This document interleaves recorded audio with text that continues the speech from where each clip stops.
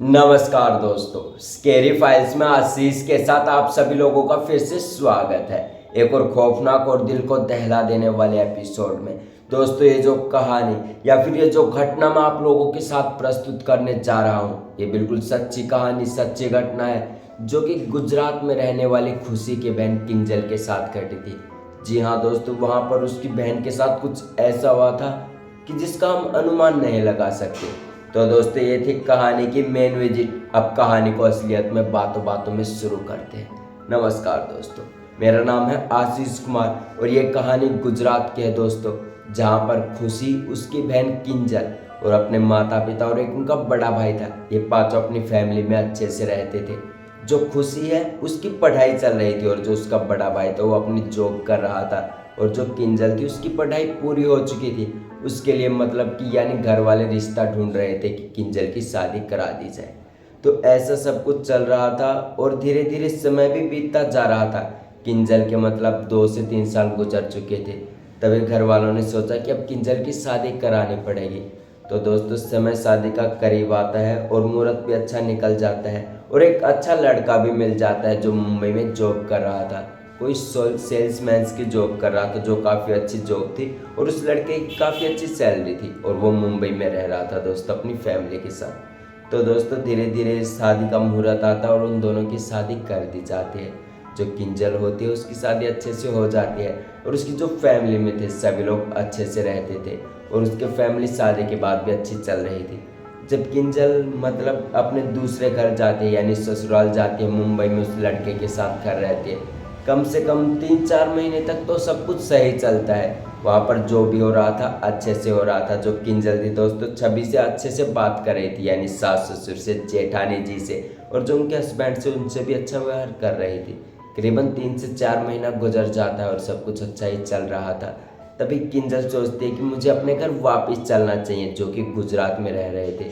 तो वो सोचते हैं कि वहाँ पर थोड़ा घूम आएंगे और उनकी जो सास ससुर थे दोस्तों, जो किंजल के, वो सोचते थे कि गुजरात में जाके कुलदेवी के दर्शन करेंगे, जिससे कि और भी अच्छा परिवार हो जाएगा, मतलब अटूट व्यवहार, सबके साथ अच्छे से बोलना रहना। तो सास ससुर के ये विचार थे जो किंजल के थे। तो दोस्तों, जो किंजल किंजल होती है उसके सास ससुर उनके माता पिता से बात करते हैं, जो खुशी के माता पिता थे, किंजल के भी माता पिता थे, उनसे बात करती है और कहते हैं कि हम गुजरात आ जाएंगे घूमने 10-15 दिन के लिए, यानी कि यहाँ का माहौल देख लेंगे, यहाँ पर सब कैसा है, लोग कैसा व्यवहार करते हैं, सब लोग कैसे रहते हैं। तो उनके जो सास ससुर ऐसी बातें कर लेते हैं और वो घूमने के लिए आ जाते हैं। सबसे पहले वो घर आकर सोचते हैं कि पहले मतलब कुल देवी के दर्शन करेंगे और बाद में मतलब पूरा गुजरात घूमेंगे, कहाँ पर क्या बनता है, कैसे कुछ होता है, ऐसी सारी बातें, बहुत सारी बातें मन में बैठा रखी थी जो कि पूर्ण करनी थी। तो ऐसा ही सब चल रहा था। तो जो किंजल के सास ससुर थे वो खुशी के घर यानी अपने मम्मी पापा के घर रहने आ जाते हैं और वहाँ से मतलब सुबह के लिए कुल देवी के दर्शन के लिए निकलते हैं। सुबह के करीबन 5:30 का समय हो चुका था और जो कुल देवी के दर्शन के लिए खुशी की पूरी फैमिली और किंजल के सास ससुर ऑटो में बैठ जाते हैं और वहाँ पर कुल देवी के दर्शन के लिए घर से निकल जाते हैं।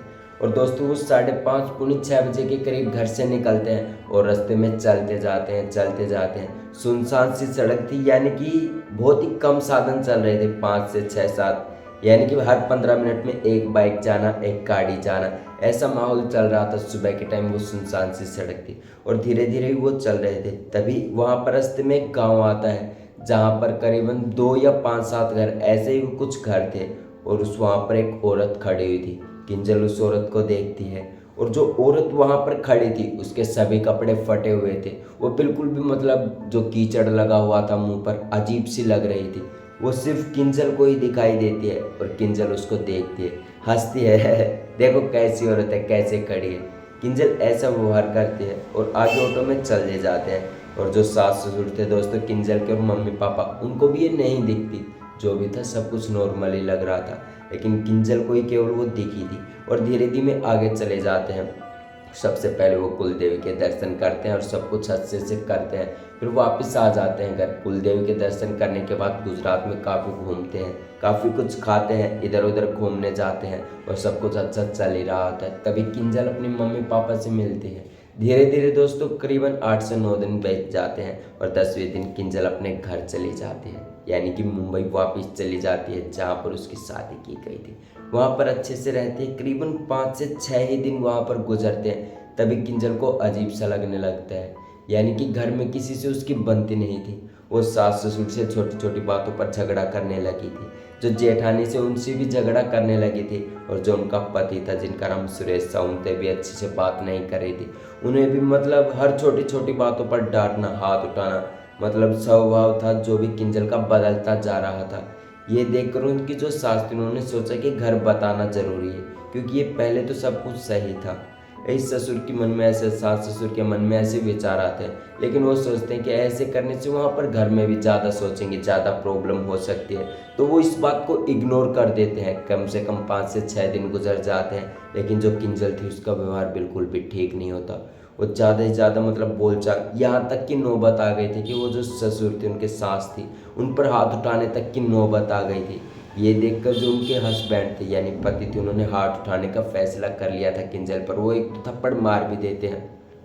ये देखकर किंजल काफ़ी परेशान हो जाती है और अपने घर पर फ़ोन कर देती है और कहती है कि मम्मी पापा को, मम्मी मेरे पास साथ अच्छा व्यवहार नहीं हो रहा, सब कुछ मुझसे अलग कर रहे हैं। यहाँ पर जो जेठानी जी है उन्हीं के साथ अच्छा व्यवहार करते हैं, उसी को खाने को देते हैं, उसी से ज़्यादा बातें करते हैं। ये सब बातें खुशी अपने मम्मी पापा को बताती है, लेकिन उनके मम्मी पापा बहुत ही समझदार थे और खुशी को, वो किंजल थी, उसको काफ़ी समझाते हैं और कहते हैं कि ऐसा शोरमली चलता रहता है फैमिली में, इनको ज़्यादा दिल से नहीं लगाना।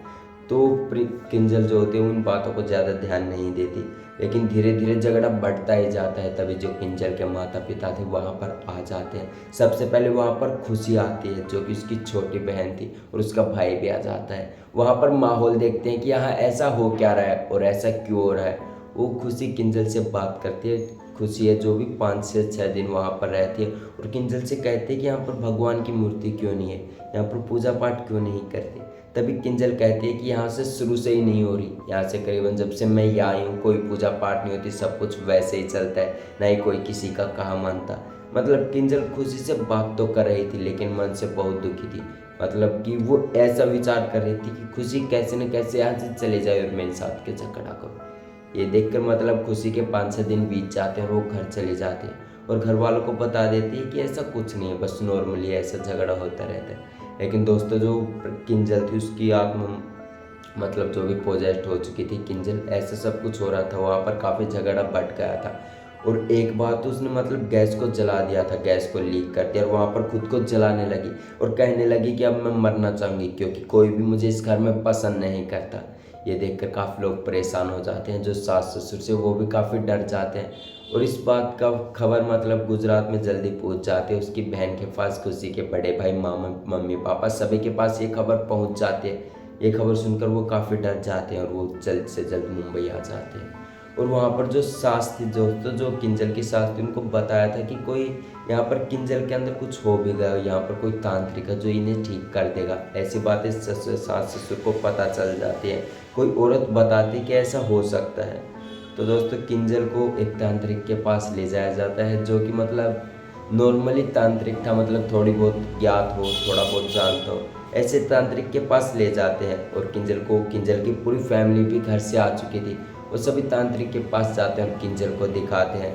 जैसे ही किंजल कदम रखती है उसे आभास होता है, वो वापस भागने की कोशिश करती है, लेकिन कैसे न कैसे के उसके बड़े भाई और हस्बैंड उसके घर के अंदर ले जाते हैं जो तांत्रिक का घर था। और वहाँ पर उस पर मंत्र तांत्रिक फूकता है और कहता है कि यहाँ पर क्यों आई है, ऐसे इसके अंदर प्रवेश क्यों किया।